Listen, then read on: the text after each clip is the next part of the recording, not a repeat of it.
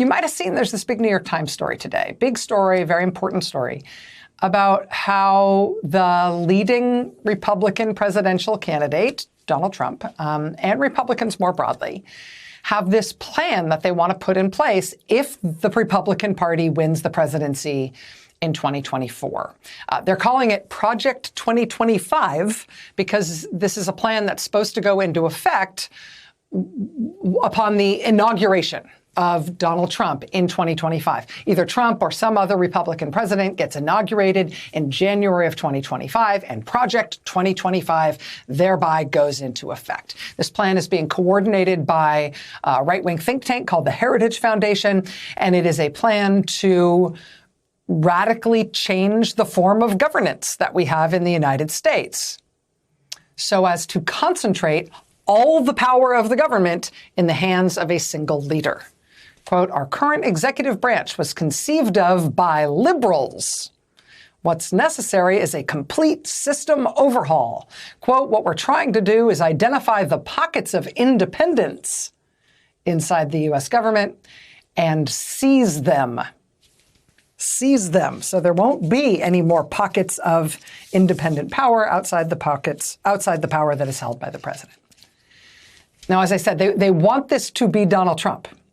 They want him to be the guy in whose hands all this power is concentrated. But they say they would plan to do this with any Republican president. The plan is to change the structure of the U.S. government so the next president, the next Republican president, will take direct control of all state power.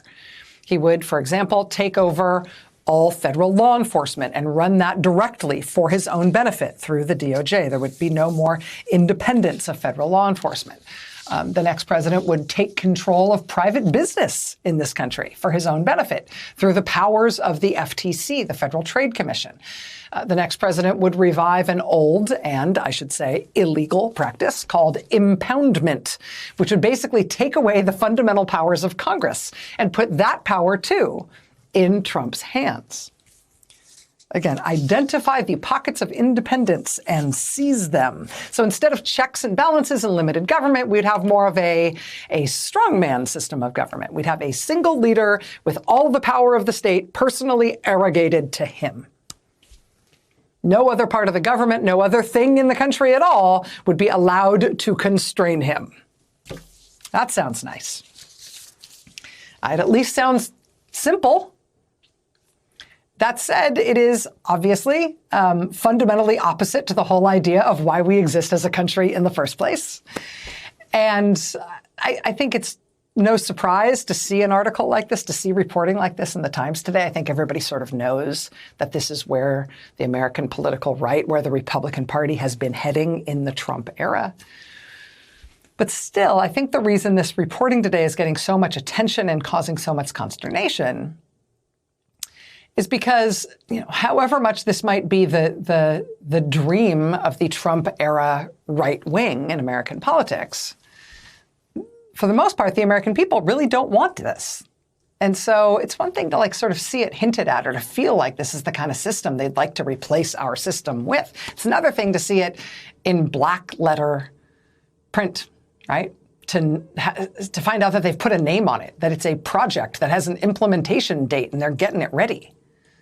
I mean, in general, by and large, the American people don't want to live under a single leader who has concentrated all power in his own hands and nothing constrains him and nothing else matters other than his own whims and preferences and grudges. You don't want to live in a country under a leader like that who's a good guy, let alone a leader like that who's a bad guy. I mean, you don't have to be a civics dork to know that you don't want that. And I think by and large, the American people really don't.